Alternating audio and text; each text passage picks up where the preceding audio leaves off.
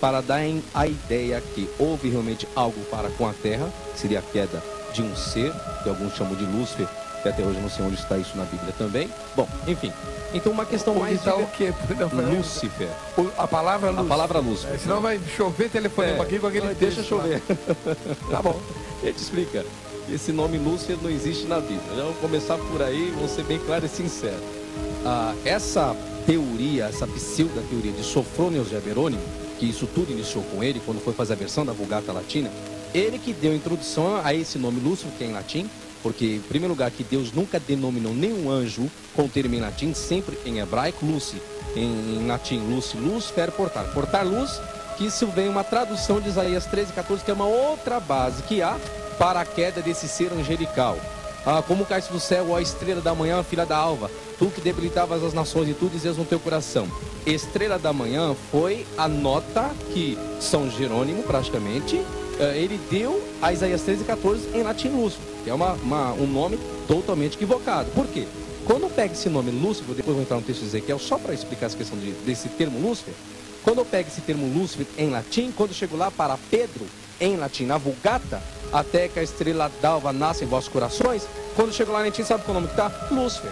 Ali está falando do Cristo, não do demônio, não do diabo. Então, Sofrônio errou e muito feio. Errou um perigo. E aí, praticamente ficou impregnado esse termo e ficou.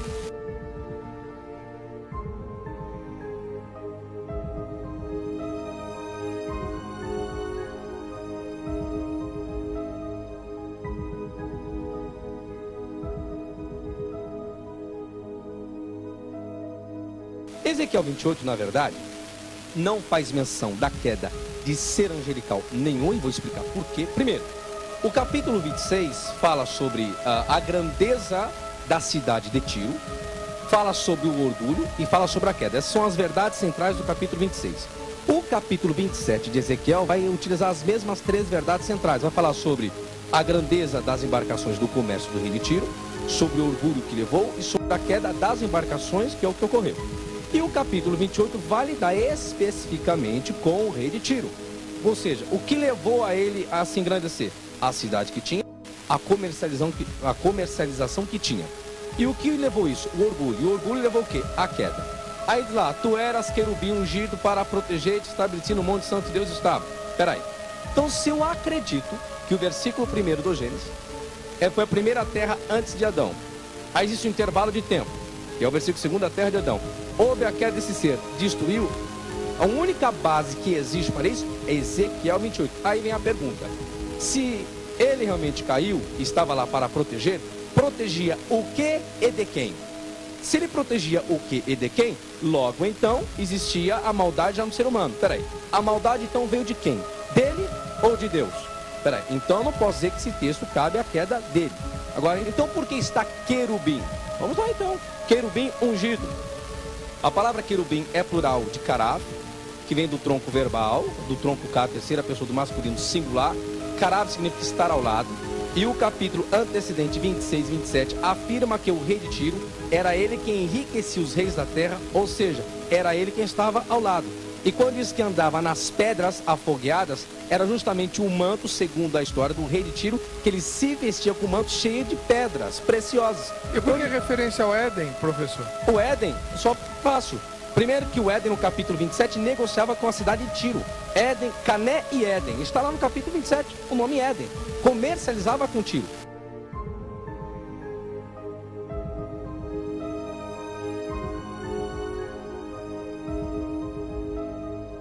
E tem mais. Éden, nesta época aí, tinha as pedras melhores e mais preciosas. Não era o jardim do Éden? Não, jardim do Éden nenhum. Jardim de Deus, não, e tem mais. Não é de Deus, é dos deuses. Aí está um outro problema. Então, erro de tradução. Erro de tradução, sim senhor. Quando eu chego no texto hebraico, eu vou ver isso. Na Bíblia Hebraica Trigartensa, que vem do Códice de Leningrado B19, eu vou encontrar as variantes. E tem mais. Vamos colocar então, vamos pegar esse texto de Ezequiel 28. Vamos colocar então que é o ser angelical. Diz assim, ó: tu és mais sábio que Daniel, e nenhum segredo há que se possa esconder de ti. Está registrado em Ezequiel 28. Agora imagine então quer dizer que o diabo, ele é onisciente, porque está afirmando, se eu pegar esse texto como o diabo, né? Então ele é mais sábio que Daniel, e nenhum segredo há que se possa esconder de ti? Opa, então ele é onisciente? Errado. Quando eu chego no aparato crítico da Bíblia Hebraica Surigatense, existe uma variante afirmando que não é estus mais sábio, não. Está dizendo que não existe nenhum sábio que se possa lhe superar. Está falando que os sábios que existiam na época de Tiro, nenhum sábio com a inteligência que tinha superava a sabedoria do rei de Tiro. Então essa questão não tem diabo nenhum nesse texto. Um dia o senhor quiser colocar esse debate, eu estou disposto a vir aqui debater com qualquer um. Então, que coloque... Satanás não está em Ezequiel 28. Não está em Ezequiel 28, nem Isaías 13 e 14. Ai. Vamos ter que fazer um debate sobre isso.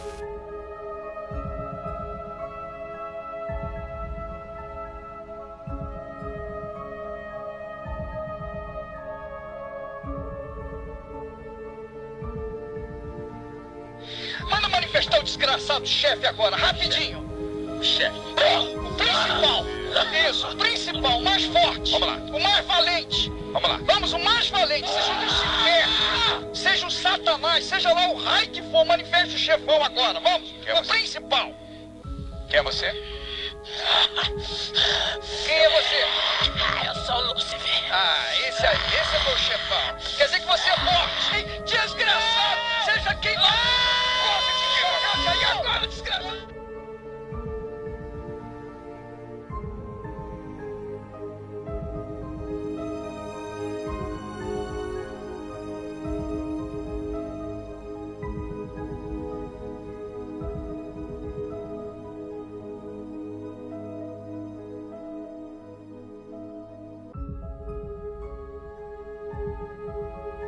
Tem alguns pastores que usam a hipnose de forma mais... Eles vão jurar de pé junto que não. Eu tenho absoluta convicção que sim. Se você conhece a teoria da hipnose, você sabe o procedimento dele, o que está acontecendo e o que vai acontecer. Eles dão toque de chacole, faz teste de sensibilidade, enfim. É muito fácil essa identificação, é só você conhecer a teoria. Pelo menos isso aconteceu de eu ir a uma igreja, Sim. no caso evangélico, Sim. e as pessoas fecham os olhos e algumas se dizem manifestar. Isso é um tipo de hipnose? Isso não é um tipo, é hipnose explícita, sem tirar nem botar. Toda manifestação que traz no bojo um ritual, uma fé, uma crença, que acontece essas situações, é hipnose e os efeitos são hipnóticos. Toda vez que você estiver em um ritual, você vai entrar em transe, ter saudações.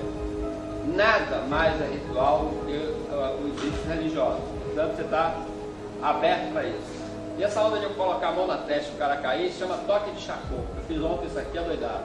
A igreja faz isso exatamente sem nenhuma diferença. Se a pessoa for muito suscetível, a primeira reação dela será travar a musculatura toda. Você viu aqui ontem com algumas, provavelmente você vai ver isso bem mais acentuado. Trava toda a musculatura, entre rigidez.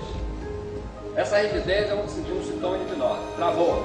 Segundo, se ela for muito suscetível, vai virar o olho todo, né? Já fica com cara de demônio, né? Agora fica meio complicado. E aí o pastor, que agora assume, ele pega geralmente no cabelo, né? Traz e diz assim, aí ele vai demonstrar. Ele vai fazer exatamente essas perguntas.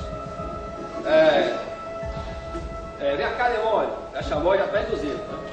O que é que você quer fazer na vida dela, demônio? Ele não está perguntando se demônio, ele está induzindo. E aí é óbvio que nenhum demônio faz alguma coisa que preste na vida de alguém. A resposta imediata é bem rápida e conclusiva. Eu vou roubar com a vida dele, eu quero matar ele. Aí ele vai fazer uma série de induções, reforçando a ideia do endemoniamento, para logo depois praticar o exorcismo. Isso tudo foi muito praticado há 250 anos por um padre jesuíta chamado Geisler, que se repetiu nos anos 70 por MacNutt, também da Igreja Católica, e que depois entrou na Renovada e que depois se espalhou para as evangélicas. Todas as igrejas sempre manifestaram essa situação. Agora ele vai dizer, ele vai sugerir indiretamente para essa pessoa, entre aspas, endemoniada. Então ele fala como se estivesse falando para a plateia. Ele vai dizer, tá vendo? O demônio está roubando com a vida dela. Como é seu nome, demônio? Como é seu nome, demônio? Eu já induzi, eu quero só a resposta. Dentro do referencial histórico que essa pessoa tem, ela vai jogar o nome. Seria a resposta para aquela sugestão que para ela vale convicta porque ela está sem crítica, né? Portanto ela está inconsciente, está sem crítica. E aí responde, né? O nome vai desde de entidades ditas de candomblé ou de umbanda, ou seja lá do que for, depende muito da cultura de quem está ali. E aí o cara diz, acabou o sete pés, está falado. O sultão toca e a odalisca dança. O professor está mostrando a seus alunos que qualquer um pode ser movido por sugestões. Em outras palavras, todos podemos ser vítimas da hipnose. Ele convida seus alunos a assumirem uma outra personalidade. Ele é um escritor mexicano que acabou de matar a mulher. A transformação é impressionante. Só num transe profundo os olhos ficam assim. E agora? Vai conversar com uma pessoa que está muito interessada em saber de sua vida. E você responderá a ela como se a mim estivesse respondendo. Você pode contar para mim o que você escreveu? Eu matei minha mulher. Você matou sua mulher? Matei. Por quê? Porque ela escrevia. Porque ela escrevia? Ela escrevia de mim. A voz de comando do mestre retorna e tira o aluno do transe. 1, 2, 3, 4, 5. Eu fiquei com medo de você quando eu cheguei.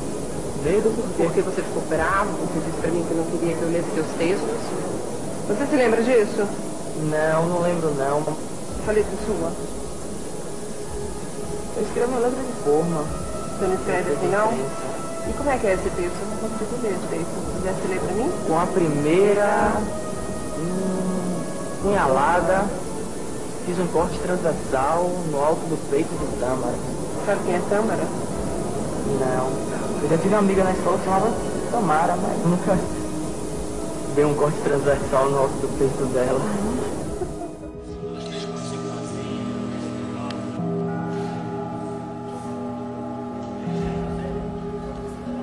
Você lidera muita gente? Quantas pessoas? As pessoas gostam de você? Sí, me veneran. Soy Dios. A libertação. Quiero intentar una libertación. Quiero que todos los negros puedan libertar de esa esclavidad. Nosotros somos maltratados.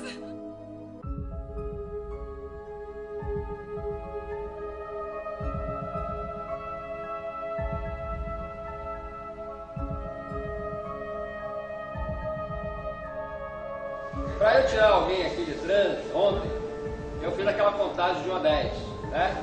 O pastor faz alguma coisa parecida. Ele vai segurar pelo cabelo e vai dizer, agora eu vou tirar porque só Cristo vivo da minha igreja é capaz, e vamos, caixar de fósforo. E aí ele começa, segura a cabeça e fala assim, sai demônios. Esse equivale a 1 a 10. Vou contar mesmo? Tudo que você vê, não é bem liturgia, porque de fato essas igrejas já não tem liturgia, mas tudo que você vê nessas sessões é absolutamente análogo ao que se faz no hipnose. E você pode fazer hipnose totalmente desassociado de qualquer conceito religioso.